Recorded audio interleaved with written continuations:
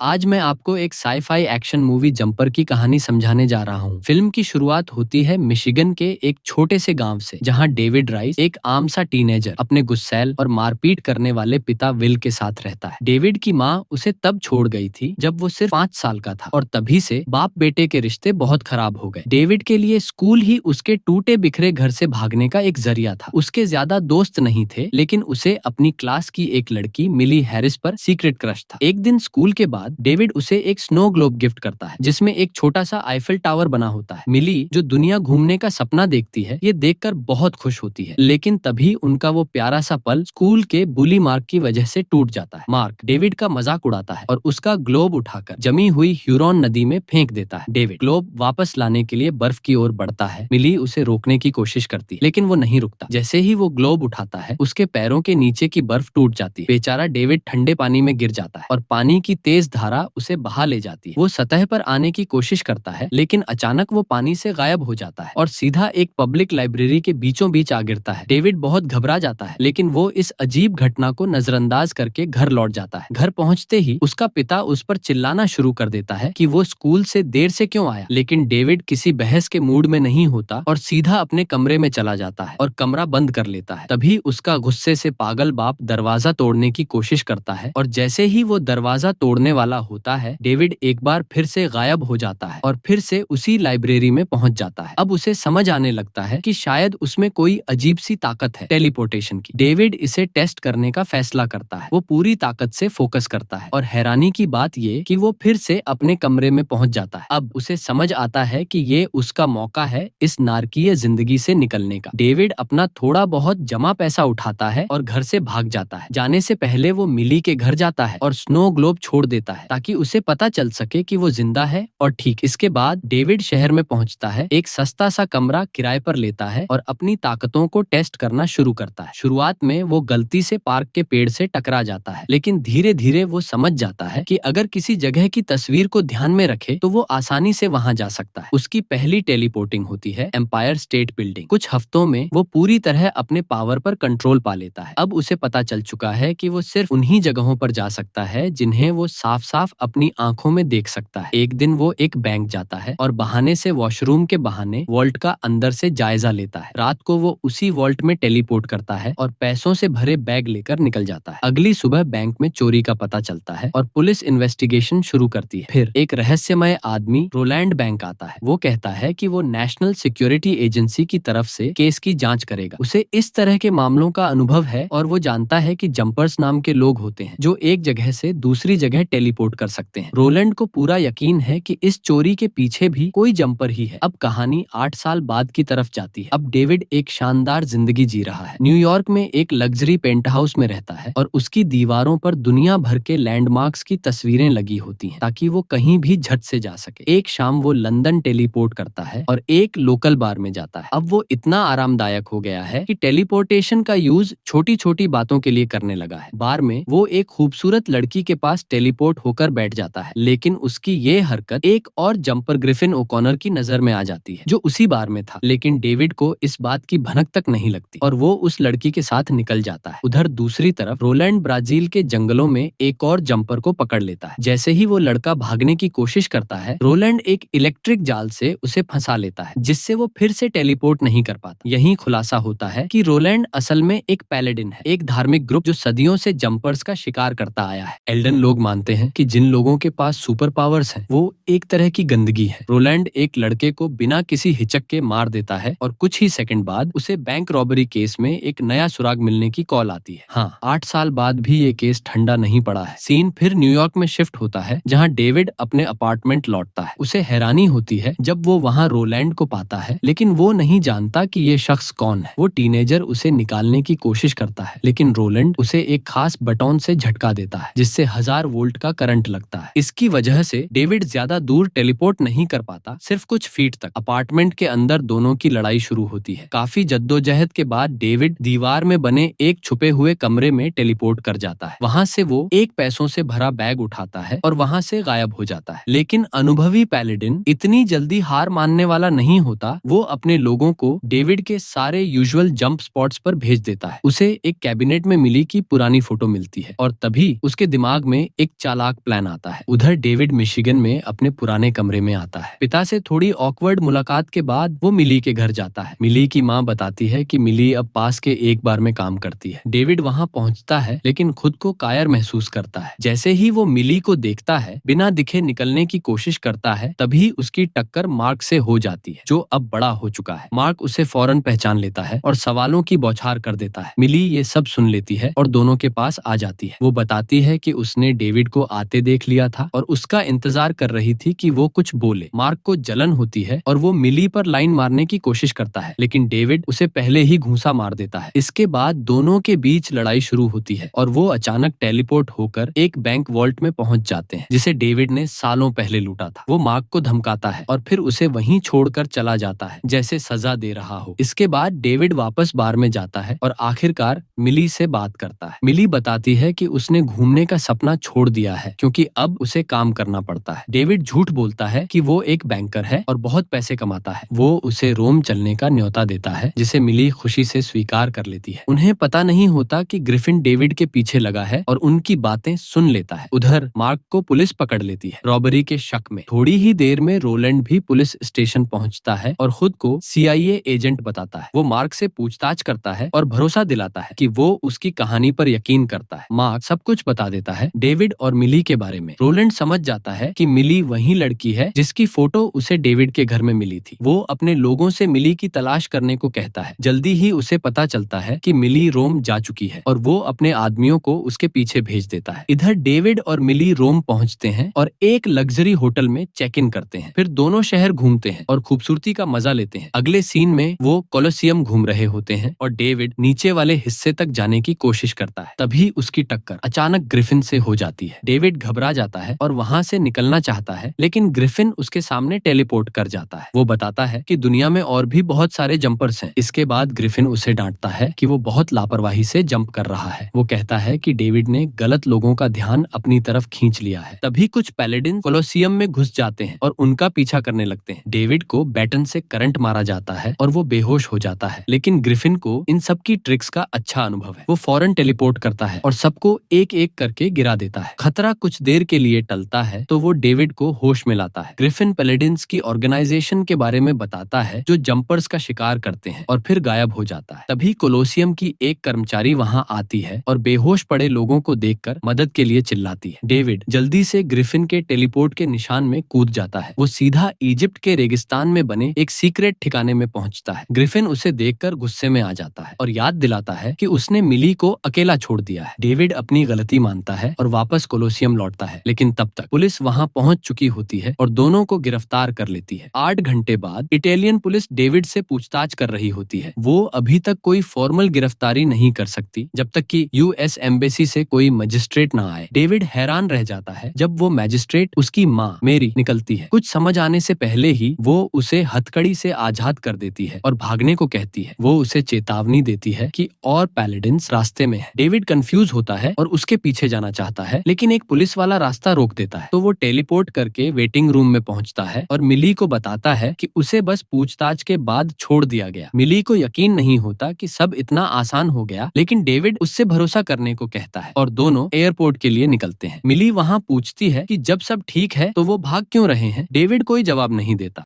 David से धोखा महसूस करते हुए मिली अकेली ही फ्लाइट पकड़कर मिशिगन चली जाती है। कुछ देर बाद डेविड ग्रिफिन के छुपने की जगह पर पहुंचता है और उसे पता चलता है कि वो पैलेडिन्स को मारने के लिए ढूंढ रहा है। ग्रिफिन बताता है कि वो ऐसा इसलिए कर रहा है क्योंकि ये बुरे लोग उनकी तरह के लोगों के पीछे पड़े हुए हैं। वो इतने बुरे हैं कि अगर उन्हें कोई जंपर नहीं मिले तो वो उनके करीबियों पर हमला कर देते हैं। ये सुनकर डेविड को अपने बदतमीज पिता की चिंता होती है, जो घर पर अकेला है, लेकिन उसे ये सुकून है कि मिली तो फिलहाल लंबी फ्लाइट में है, इसलिए वो सुरक्षित है। अगले सीन में डेविड अपने पुराने घर पहुंचता है, लेकिन वहां अपने पिता को जमीन पर मरा हुआ पाता है। पता चलता है कि रोलैंड पहले ही वहां आ चुका था। डेविड अंदर से टूट जाता है और उसे समझ आता है कि उसकी लापरवाह हरकतों की बहुत बड़ी कीमत उसे चुकानी पड़ी है, लेकिन उसके पास गम मनाने का समय नहीं है। उसे मिली के अमेरिका पहुंचने से पहले रोलैंड को पकड़ना होगा। अब बदले की आग में जलता डेविड फिर से ग्रिफिन के ठिकाने पर पहुंचता पहुंचता है और उसकी डायरी छीनने की कोशिश करता है, जिसमें पैलेडिन्स के बारे में पूरी रिसर्च होती है, जिसमें वो पैलेडिन भी शामिल है जिसने उसके पिता को मारा। ग्रिफिन उसे रोकता है और समझाता है कि रोलैंड बहुत खतरनाक है, उसे हल्के में नहीं लेना चाहिए। डेविड के पास कोई और चारा नहीं होता तो वो ग्रिफिन को साथ मिलकर लड़ने का ऑफर देता है। शुरुआत में ग्रिफिन मना करता है, कहता है कि वो अकेले काम करना पसंद करता है, लेकिन जब डेविड बार बार जोर देता है तो वो मान जाता है। फिर दोनों मिशिगन एयरपोर्ट टेलीपोर्ट करते हैं, लेकिन बहुत देर हो चुकी होती है। मिली की फ्लाइट लैंड कर चुकी होती है और वो जा चुकी होती है। डेविड घबरा जाता है और सीधे उस बार में पहुंचता है जहां मिली पहले काम करती थी। वहां पूछताछ करने पर एक वेट्रेस बताती है कि कोई अजनबी आदमी भी मिली को ढूंढ रहा था। डेविड को समझ आ जाता है कि वो रोलैंड ही है और वो फौरन मिली के अपार्टमेंट पहुंचता है, जहां वो मिली को सही सलामत पाता है। डेविड उसे समझाने की कोशिश करता है कि वो अचानक वहां कैसे पहुंचा, लेकिन मिली अभी भी रोम वाली घटना से नाराज होती है और उसे देखना नहीं चाहती। उसी वक्त रोलैंड और उसके आदमी वहां पहुंच जाते हैं तो डेविड फौरन मिली को लेकर ग्रिफिन के ठिकाने पर पहुंचता है। ग्रिफिन गुस्से से भर जाता है क्योंकि उसे पता होता है कि पैलेडिन्स के पास ऐसी मशीन है जिससे वो जंप स्कार के जरिए पोर्टल खोल सकते हैं, और सच में रोलैंड और उसके आदमी वही मशीन लेकर आते हैं और वही करते हैं जिसका ग्रिफिन को डर था। जैसे ही वो वर्महोल खुलने का इंतजार कर रहे होते हैं, डेविड और ग्रिफिन एक छुपी हुई गुफा में छुप जाते हैं। वहाँ डेविड को पता चलता है कि ग्रिफिन की रिसर्च में उसकी माँ मेरी का भी जिक्र है, क्योंकि मेरी खुद भी एक पैलेडिन है। डेविड जैसे ही ग्रिफिन से इस बारे में सवाल करने को मुड़ता है, रोलैंड वहाँ आ जाता है और बिजली की तारों से डेविड को पकड़ लेता है। वो उसे मारने ही वाला होता है कि ग्रिफिन आग की मशीन से तार काट देता है और फिर रोलैंड को वर्महोल में धक्का दे देता है। लड़ाई मिली के अपार्टमेंट में दोबारा शुरू हो जाती है। इस बीच मिली, जो सब देखकर परेशान है, तारें काट देती है और डेविड को बचाती है, लेकिन बदले में ये वादा लेती है कि डेविड उसे घर छोड़ने के बाद अकेला छोड़ देगा। मिली हालात के मुकाबले में बहुत शांत दिख रही होती है। डेविड मान जाता है, लेकिन ये भी बता देता है कि मिली ही उसकी बचपन से सच्ची मोहब्बत रही है। इसी दौरान ग्रिफिन फिर से वहाँ प्लेडिन्स की मशीन लेकर पहुंच जाता है, लेकिन रोलैंड जंप स्कार का इस्तेमाल करके एक हुक फेंकता है जो मिली को पकड़ लेता है और उसे फिर से अपार्टमेंट में खींच लाता है। इसके बाद ग्रिफिन एक रिमोट कंट्रोल बम तैयार करता है जिससे वो पूरे अपार्टमेंट को उड़ाकर पैलेडिन्स को खत्म करना चाहता है। उसे फर्क नहीं पड़ता कि मिली भी मारी जाए। डेविड, जो मिली को खोना नहीं चाहता, बम के साथ टेलीपोर्ट करता है और उसे कोलोसियम में फेंक देता है। ग्रिफिन उसका पीछा करता है और दोनों डिटोनेटर को लेकर भिड़ जाते हैं। वो दुनिया भर में टेलीपोर्ट करते हैं और आखिरकार चेचनिया के वॉर जोन तक पहुंच जाते हैं। ग्रिफिन डिटोनेटर वापस ले लेता है, लेकिन तभी डेविड उस पर छलांग लगाता है और उसे एक करंट वाले पिलर से बांध देता है, जिससे ग्रिफिन थोड़ी देर के लिए फंस जाता है। इसके बाद डेविड वापस मिली के अपार्टमेंट पहुंचता है और उसे दीवार से बंधा हुआ पाता है। वो उसे बचाने दौड़ता है, लेकिन रोलैंड बिजली वाले डंडे से हमला कर देता है। वो डेविड को मिली के ऊपर बांध देता है और उसके हाथ पैर अलग अलग तारों से जकड़ देता है। रोलैंड को लगता है कि करंट की वजह से डेविड भाग नहीं पाएगा। इसी मोड़ पर मिली माफी मांगती है और अपने प्यार का इजहार करती है। ये सुनकर डेविड में एक नई ताकत आ जाती है और अचानक पूरा कमरा ही गायब होकर ह्यूरन रिवर के बीच पहुंच जाता है। डेविड पानी में चक्कर खाने लगता है तो मिली उसे बचाने के लिए तैर कर आती है। वो उसे चूमती है और डेविड उसे लेकर पुराने लाइब्रेरी में टेलीपोर्ट कर जाता है। रोलैंड भी जंप स्कार से तैर कर लाइब्रेरी में पहुंच जाता है, लेकिन अगले ही पल डेविड उस पर हमला करता है और दोनों गायब हो जाते हैं। सीन बदलता है और दोनों ग्रैंड कैन्यन की एक गुफा में होते हैं। डेविड कहता है कि वो बुरा इंसान नहीं है, वरना रोलैंड को समुद्र में शार्क के हवाले कर देता। फिर डेविड गायब हो जाता है और रोलैंड को उस सुनसान गुफा में छोड़ देता है।